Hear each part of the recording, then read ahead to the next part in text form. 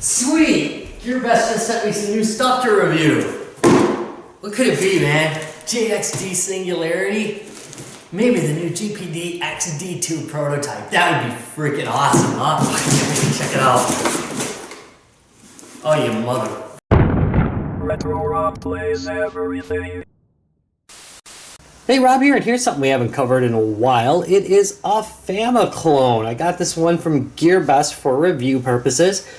This one says FC compatible player X2 and USB, and we'll talk about that in a minute because I know somewhat about what's going on with the USB thing here. All right, so there's the front of the box. It is, well, interesting. Side. If you look right here, it says FC. Family computer, I'm guessing. You know. USB and a bunch of stuff in Chinese that I don't recognize. Also, the back is also in Chinese. So, who the heck knows? Look at all that. ABS. Might be made out of ABS plastic. Don't know. Look at, there's a website for it, though. 2020yell.com support. Oh, God. Gotta check that out. Alright, let's get this thing unboxed. Alright, so we got a little tab here. Come on.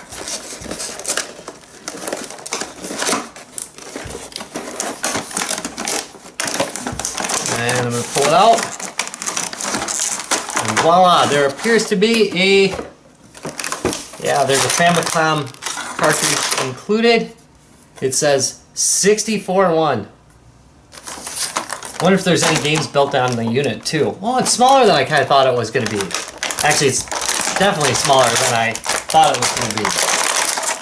Wow, that sucker's tiny. Look at that.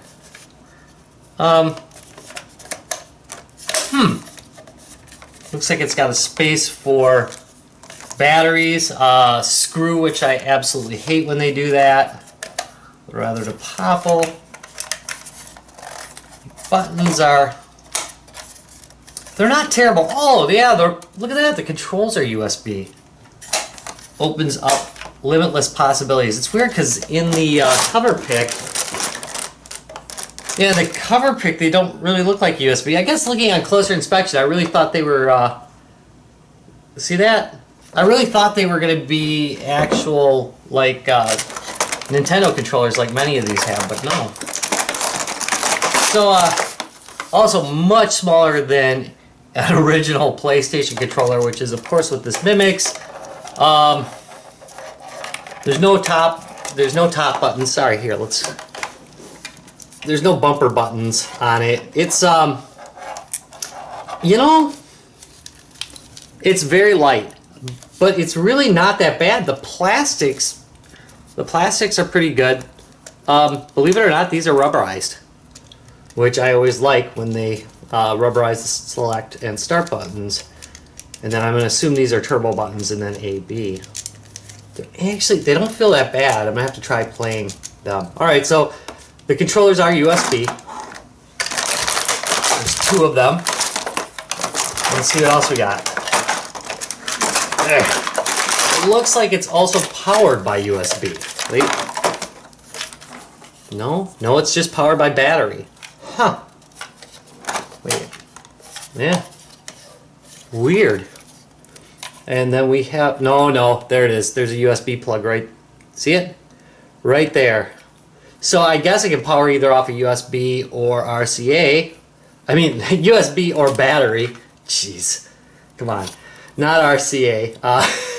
But it does have RCA out, which is, of course, composite out. And it looks like it's mono, which would be expected from a Famiclone. So, let's go test this sucker out. Try a couple games. Okay, so let's look at the game that comes with the system. The 64-in-1 Super cartridge.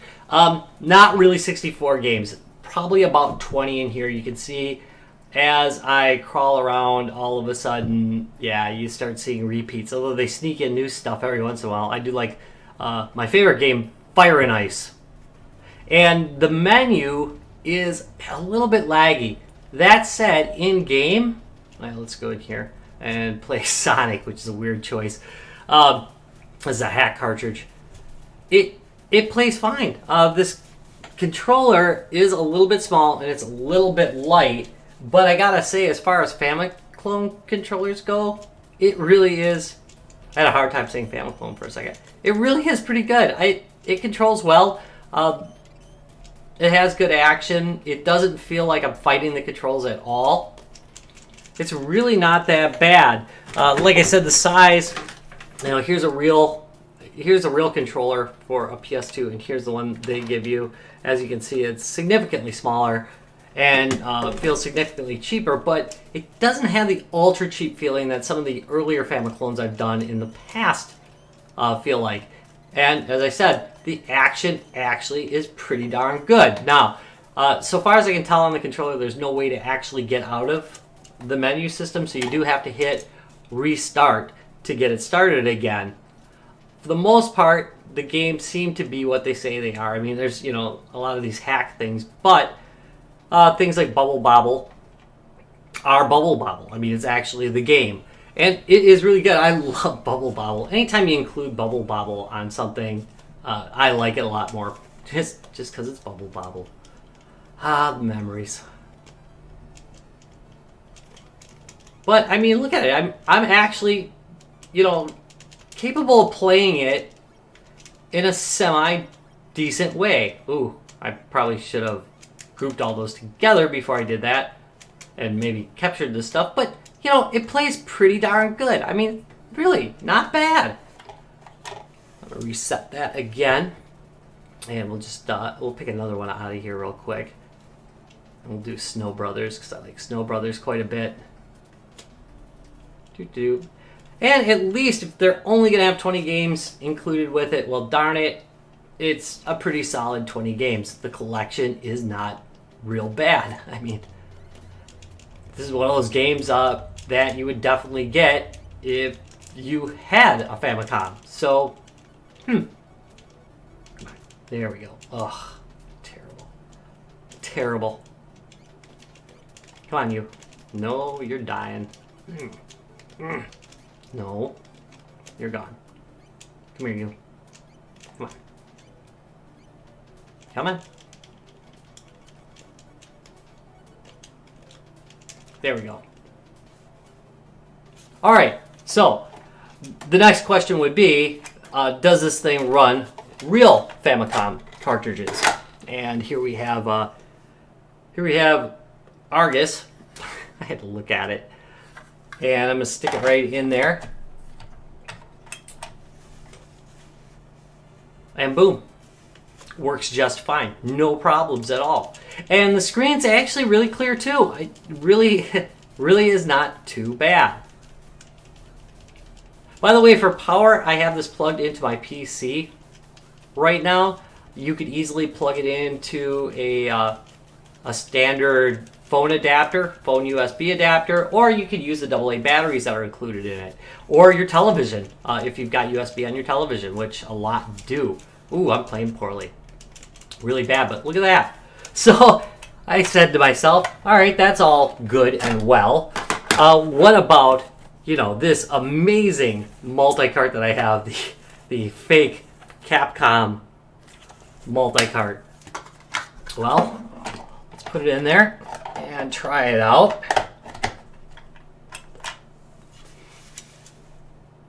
And boom, I can play my 245-in-1 multi, which is really quite good. And there we go. Plays just fine. There was a little bit of fumbling on there, and that's because my cartridge is dirty, but it does work.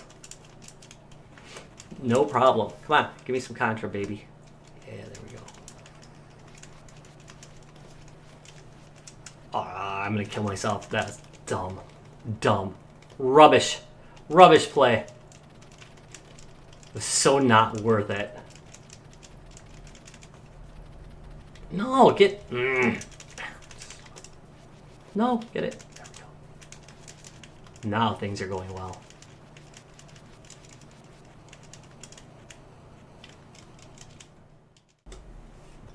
But, Rob, you say, I've got a huge collection of NES games, and I want to play it with an expensive adapter on my amazingly cheap little Famiclone. Can I do that? Well, let's find out. Urgh, get in there. Boom. Yeah, it does work. So I can sit here and play McKids, which is possibly one of the creepiest games I've ever played. But sure enough, it will. It will use a Famicom adapter to NES. So, yeah, that's pretty darn cool. So, what do I think of this? Well, let me go full screen for a minute and we'll talk about it. So, how do I feel about the FC-compatible Player X2, for lack of a better name? Well, I will say that the general overall quality of it is pretty good. Its plastics are kind of mediocre, but that actually puts it at the top of the Famiclone line. I mean, other Famiclones are built much cheaper than it. It actually feels like it'll hold together for a while. The buttons are actually pretty decent. They don't feel like they're going to fall off. They got a pretty decent click to them. Works okay. Note that there are trapdoors on it. That is definitely a possible breakpoint. I have played with them a bit and bent them back and forth. I haven't been able to pop them out, and they have not broken. So they're actually made of more durable plastic than many of these type of devices are. Also note that when you put a cartridge in, it is a little bit loose. That isn't actually because the cartridge port in this is loose. Jeez, Rob, get it in there. It isn't because the cartridge port is loose. It is because the cartridge case is loose, and this actually does not have a very strong holding mechanism like the original Famicom did to hold it in. So it's worth mentioning that it wiggles back and forth, but this isn't actually the board wiggling back and forth. It actually is just the cartridge case wiggling back and forth. On the controllers actually feel surprisingly good. I like this D-pad quite a bit. It has about the right stiffness. The buttons are a little bit on the chintzy side, but they are really not that bad at all. In fact, again, much better than many Famiclones I've played with. The controller is actually kind of durable, even though it's smallish. It's pretty decent, and it better be, because even though this is USB, this is not a standard HID controller. In other words, you cannot just plug in another USB controller and expect it to work. I tried it with a number of controllers. None of them worked. I also plugged this in to see if it was recognized as a general HID device. It is not. It is just a dumb connector, basically. So it's a USB adapter, but this is not a USB HID style controller. So, on to the cables. The cable on this is a little bit cheapish. It's not really the best cable I've dealt with. It's not the worst. It's definitely thick enough to carry a decent signal, even recording. It really wasn't too bad of a signal. I liked the look. It was okay. That said, remember there is a USB line tied to this. So it is made so that you can pull back on this and pull this away further so you can get this USB cable further away from the other two cables. If you're having a problem with it ripping too far like I did, like you start the rip and it will just keep going, you can just put a little piece of electrical tape right there. It's actually really common among Famiclones too, though usually they don't have the power line going down here, which is another kind of sore point. They didn't include a mains adapter for this. So you either plug it into your TV if you happen to have USB on your TV, and you might want to check real quick. If you do, this is like a great player for it because you don't do a lot with that USB generally. But I found that pretty much every cheap charger adapter I plugged into this thing worked with it. It was able to power up. Now, you might have noticed earlier that I was talking about a trapdoor on the bottom. This trapdoor goes to nothing. The trapdoor is a lie. You cannot power this off of AA batteries. There is a space for 3 AA batteries, but there are no actual electrical connections to it, so it does nothing, which is a big bummer. Kind of sad about that. Wish it would have powered off of 3 AA's as well. But, you know, you can't have everything. All in all, at $20, I'm going to give this thing a thumbs up. It comes with a number of games. Quality is okay, which, you know, that makes it great for a Famiclone. And it's kind of cute. I do like it. It is available for $20. I've got a link to GearBest down below, who gave me a free copy of this for review.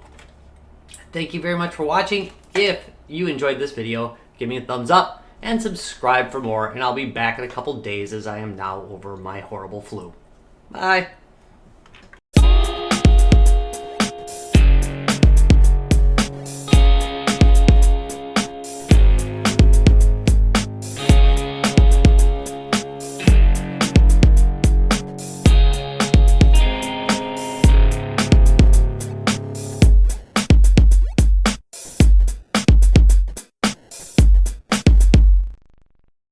Retro Rob Scaling Videos.